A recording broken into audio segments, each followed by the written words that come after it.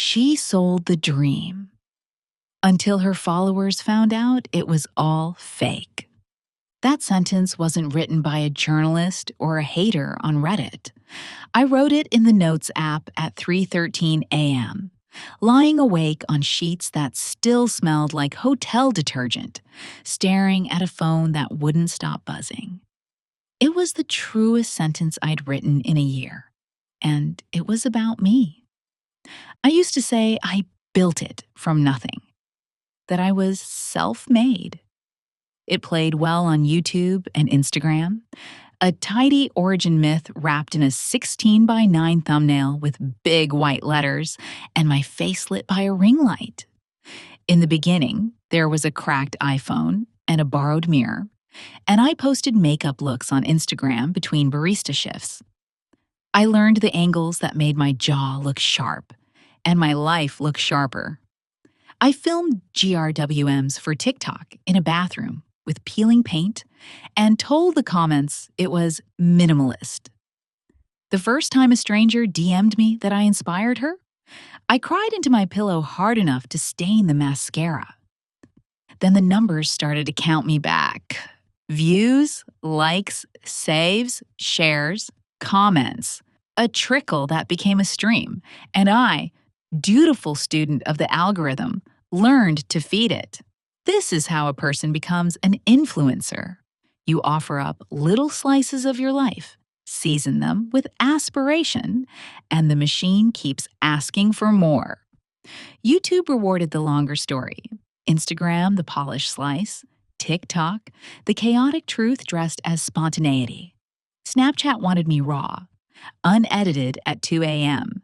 X, I still call it Twitter in my head, demanded opinions fast enough to be dangerous. Facebook wanted family-safe recollections of hustle and gratitude, and Twitch flirted with my live self like a neon chorus in the sidebar. Threads was the polite brunch version of Twitter, and Pinterest pretended not to judge while pinning my loft mood boards I definitely did not own. I even opened a Patreon, behind the scenes for $7, mentorship for $49. I was careful with words. Community, tribe, fam. I said love. So often it started to sound like an emoji. The first brand that paid me $400 for an Instagram carousel and a TikTok felt like a border crossing. It didn't matter that I shot it in a friend's rental kitchen with someone else's marble. I placed a sprig of eucalyptus on a cutting board and said, "This is self-care." I believed it in the moment, or I wanted to. That's a trick I learned early on. If you can convince yourself, you can convince the camera. The camera is easier than you think. The first time I bought followers, it was an accident that I disguised as strategy. That's what I told myself anyway. A manager slid into my DMs with a glowing deck and a breathless pitch. Brands don't take you seriously until you hit 250,000 on Instagram and 500,000 on TikTok. You're at 192,000 and 417,000. I can boost you to the next tier, cleanly. He said the word boost like a vitamin. I nodded into a Zoom with glossy hair and a steady voice. I told him I wanted organic growth, and then I Venmo'd him $1,500 with the caption haircut. A week later, I woke up 80,000 followers heavier. They didn't comment much. The ones who did said things like, "Nice content, dear," and "beautiful," and my name without a space. When I scrolled my own feed that morning, the grid looked like a new country I had purchased overnight. I posted a TikTok about slow growth and gratitude that cleared 600,000 views by noon. Nobody tells you what it's like when yourself becomes your product. You start running A/B tests on your humanity. You angle your apologies for maximum CPM. Your real laugh gets replaced by the one your audience prefers, higher, lighter, cuter. Stories become segments, moments become assets, and every platform asks for a different version of you. The worst part is, you get good at giving it. I filmed in borrowed cars. I filmed in borrowed kitchens. I filmed in borrowed cities, sprinting through Airbnb rooms with my camera at golden hour, throwing blankets over ugly couches, and telling my followers I had just closed on a studio. Only half a lie, I reasoned, because look at what I'd closed on: their attention. When the first big sponsorship came, $35,000 wired to my business account for a 6-month ambassador gig with a wellness brand. I used the word honored. They wanted 3 Instagram Reels, 2 TikToks, a single YouTube integration, 1 Snapchat story per drop, and a Twitter thread. Plus exclusivity. No competitive brands for 6 months. I didn't like their ingredient list. I emailed a question. The manager called to talk it through. They used the word family, and I signed the contract while sipping a probiotic I never drank again. Next came the Glow/Go dropship store, curated essentials for the girl on the move. I filmed a YouTube vlog about building a brand from scratch, then white-labeled Korean skincare I'd never touched, and imported gym sets with stitches that unraveled just by looking at them. I made a micro course on content confidence, hosted on a platform that took 6% plus fees, priced it at $299, and watched the dashboard light up like New Year's Eve. Someone on Discord said, "Isn't this just YouTube repackaged?" I told my audience it was structured transformation. I told myself the same thing about the giveaway that wasn't a giveaway. You've seen those? 1 MacBook, 2 iPhones, 4 gift cards. Just tag 3 friends, follow these accounts, and you're in. A network promised me $10,000 and a cut of something blurry called list growth in exchange for running one. They shipped exactly 1 MacBook. Everything else was air. I posted the winner with a confetti GIF and never asked why the username didn't have a profile photo. My comments: OMG, so generous. She's that girl. I liked them all. I pinned 2. And then, of course, the numbers plateaued. They always do. I hired an engagement pod, a private Telegram group of creators who swapped comments for comments. A secret economy measured in emojis and copy-pasted fire. We wrote each other's comments with so much earnestness it became satire. I learned the timing of the algorithm like a prayer. Post at 9:07 a.m. Pacific on Instagram. TikTok between 10:45 and 11:15. YouTube on Thursdays, 12:03 p.m. Snap your everyday at 6:22 p.m. when the sky looks expensive. Cross-post to Facebook Reels, add alt text, keywords, closed captions. Put a D in the 3rd line so it's technically compliant but visually buried. Smile. Always smile. The first crack didn't look like a crack. It looked like success.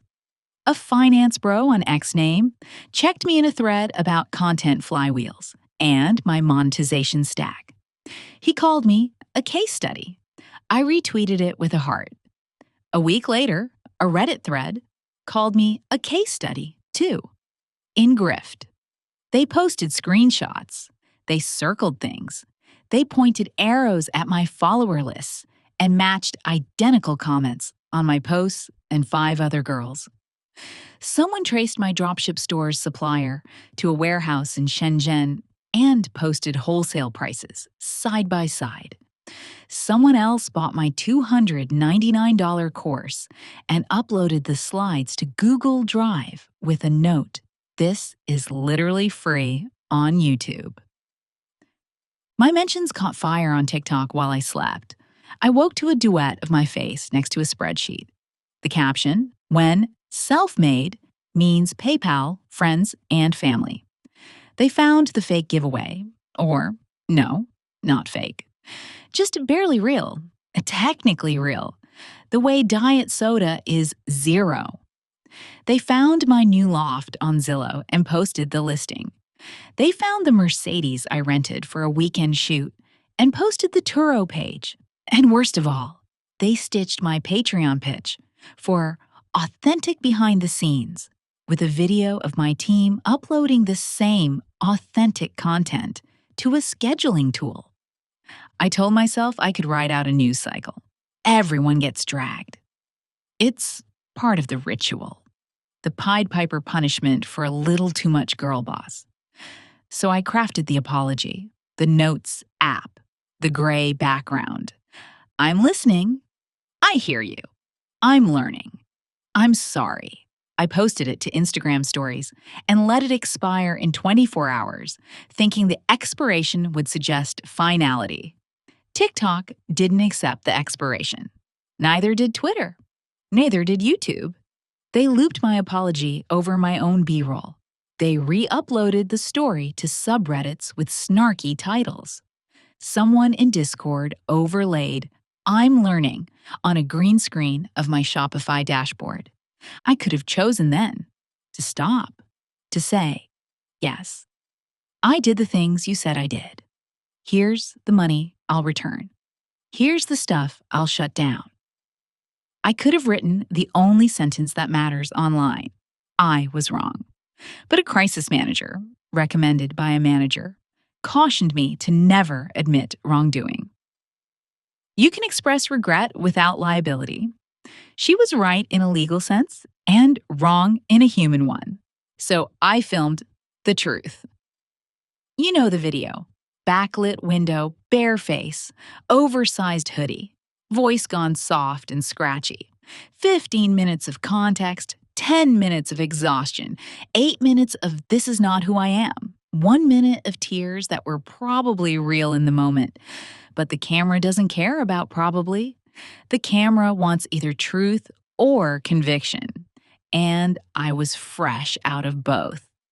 I uploaded it to YouTube with a title that felt like a dare, then clipped it into 3 TikToks like confetti and went to bed. By morning, I had lost 60,000 followers on Instagram, 120,000 on TikTok, and a 90-minute brand call that ended with, "We're pausing all deliverables." Snapchat shadowed me into oblivion. Facebook pages that never cared started caring loudly. The Twitch chat spammed clown emojis the next time I went live. Patreon dipped below 200 patrons in a weekend. My YouTube comments turned into court transcripts. Threads felt like a muted dinner party where everyone stopped talking when I sat down. The FTC emailed me. Kindly, at first, a form that asked about proper disclosures on paid posts. Then my bank did the opposite of kindly. A wave of chargebacks hit my GlowGo store like a riptide. My processor froze funds pending investigation. A handful of mentorship clients filed disputes, not as described. I scrolled through receipts with my face lit by the sick blue of a laptop at midnight and felt my stomach turn. The numbers that used to be confetti became hail. 2 emails sat on top of each other that afternoon, pulsing like wounds. The first was from a mom whose daughter had saved for my course with babysitting money. "She looks up to you," the mom wrote. "She cried when she read the thread." The second was from Maya herself. She was 17 and typed like she was trying not to cry. "I wanted to be like you," she wrote. "I still do. But I don't know if you're real anymore." I stared at her profile picture. A teenager in thrifted overalls, freckles, a smile she didn't yet know how to police. I clicked on her username, and the internet did what it always does. It served me a highlight reel of her trying on all the identities that might fit. She had green screened my videos. She'd mimicked my eyeliner. She'd lip synced my audio about showing up, even when nobody's watching. The audio had 100,000 uses. The caption was mine. The face belonged to 1,000 girls like her. The comments under Maya's video were kind, in the way young girls are kind to each other online when they find a crumb of permission. It made me want to throw up. I called my manager. I said I needed to refund Maya. She said, of course, and we'll add a gift card. I said, no, I need to refund all of them. She paused. That would be 7 figures. She said it like she was translating grief into math. I hung up. I sat on the floor. I thought about the word family tossed around in conference rooms. I thought about community written in my captions like a badge. I thought about echoing bathrooms and borrowed kitchens and giveaways that weren't. I thought about girls like Maya practicing a smile I had rented. The word that kept knocking in my head wasn't influencer or brand or reputation. It was promise. I had made 1,000 small promises I never called promises because I liked the plausible deniability. This will change your life. This will make you glow. This will teach you how to show up. I had floated those promises like balloons and pretended the strings weren't tied to anything. But they were tied to people. I was tied to people. That is the secret no one admits when they build a life on the internet. Every click is a handshake. If you pretend it isn't, you will become a liar by habit. I wrote back to Maya. You're right, I wrote. I haven't been real. I'm sorry. I'm going to make this right. Then I opened a new note and wrote a different kind of sentence than the one my crisis manager would approve. I said I had bought followers. I said I had used engagement pods. I said I had run a giveaway in a way that felt legal but wrong. I said my dropship store sold things I did not love. I said my mentorship program repackaged free content in a way that let me pretend I was a teacher when I was just a mirror. I made a list of every brand that had paid me and linked every post I had been paid for, and highlighted the posts where I'd buried the disclosure. I did not use the word context. I used the word choices. I used the word harm. I used the word return. I called my bank. I told them to release my frozen funds straight into refunds.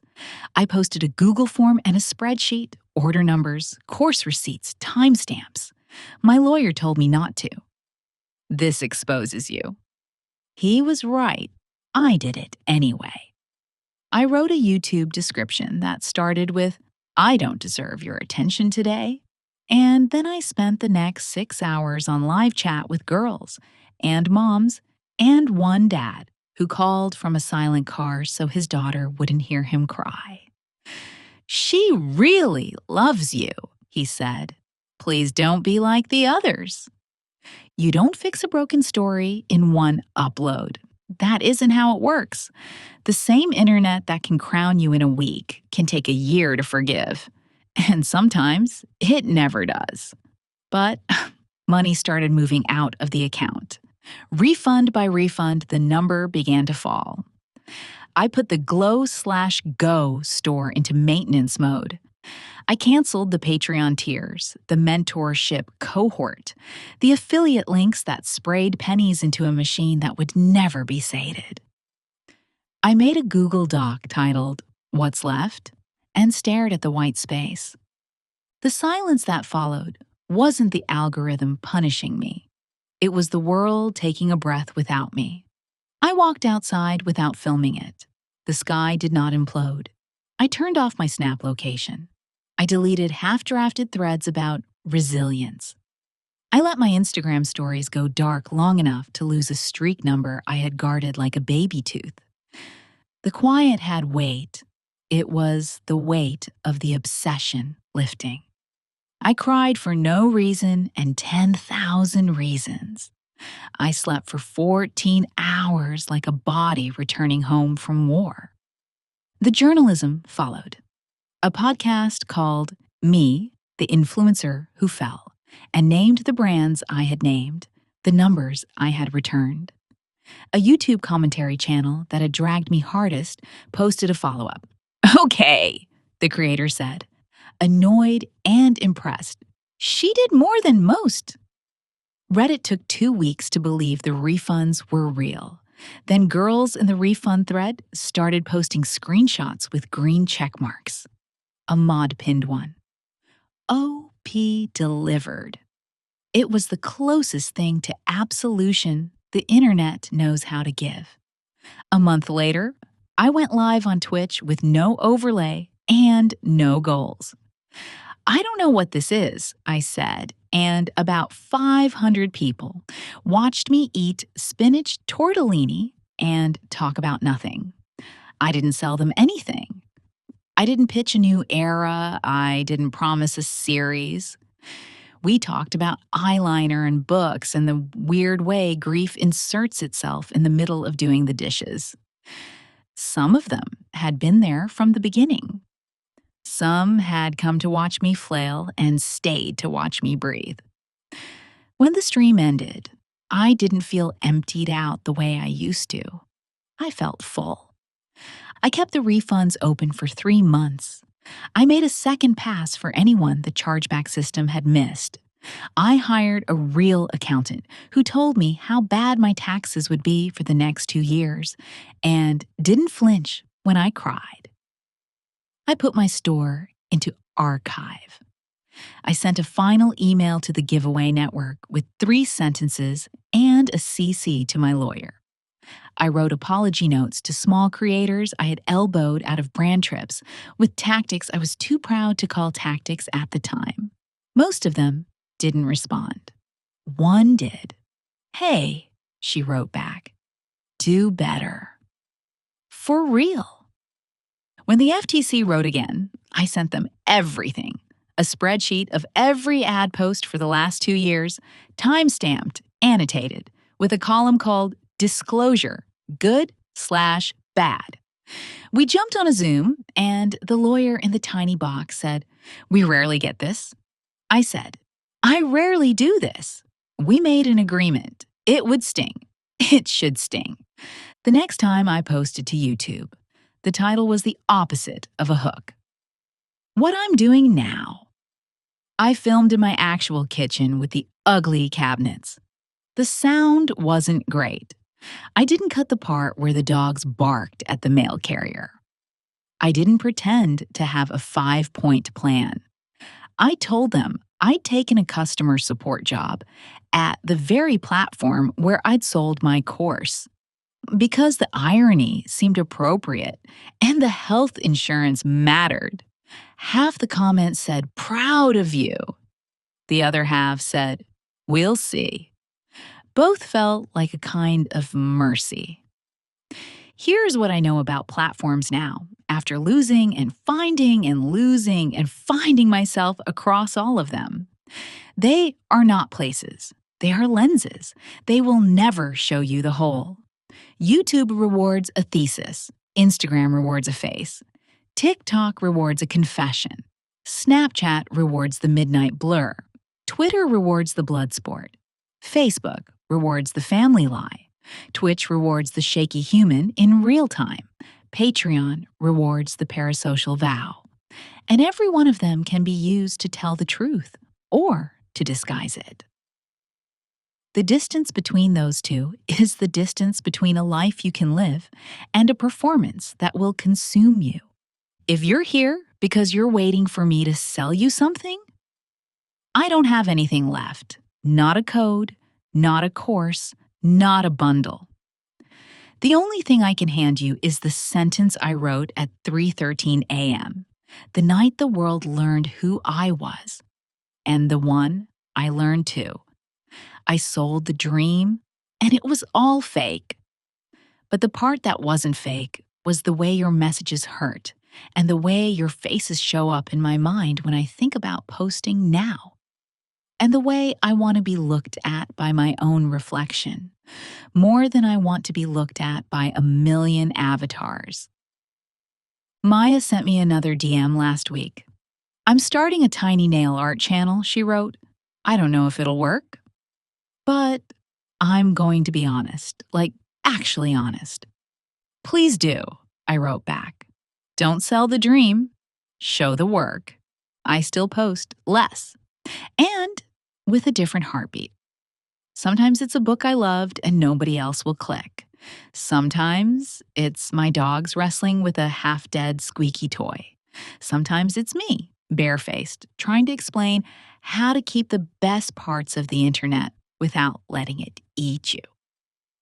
On the days I get it wrong, and I do, I log off, text a friend who will make fun of me, walk outside, and count the minutes I can go without telling a camera I'm okay. If you ask me what my brand is now, I don't have a deck. If you ask me what my niche is, I will say human.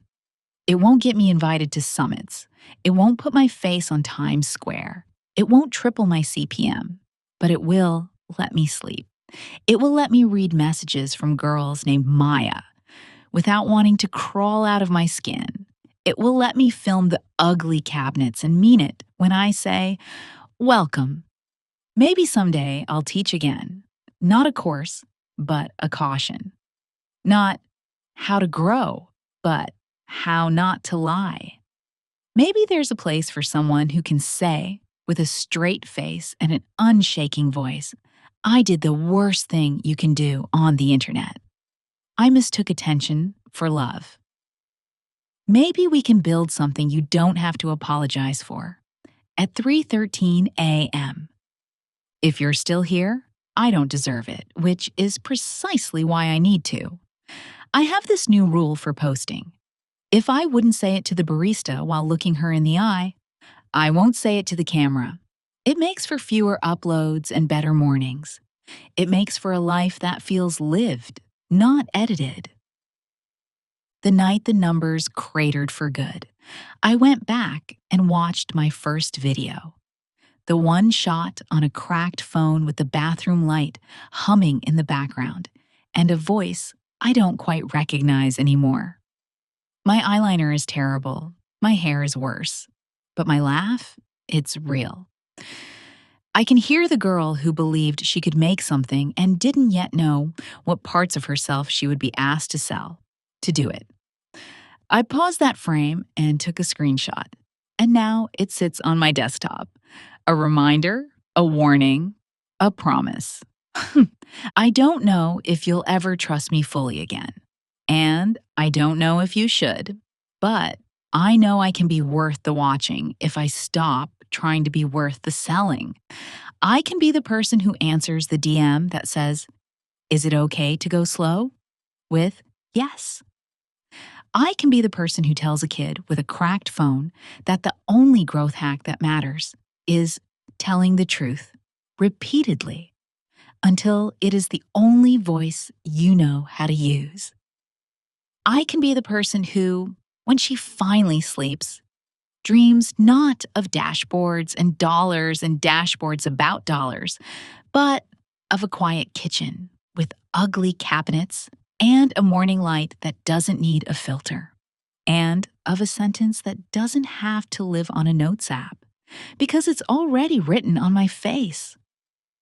I'm here, I'm enough, and this life is mine to live, even when nobody's watching. Dive into stories that stir your soul. Jackie Smith. Stories is your daily haven for raw emotions, courageous women, and authentic, true life narratives. We weave tales of hope, strength, dreams, and the quiet miracles of everyday life. Our stories inspire, uplift, and remind you you're never alone. Subscribe now to experience a fresh, heartfelt chapter every day that sparks wonder and connection. Join our community and be part of the journey.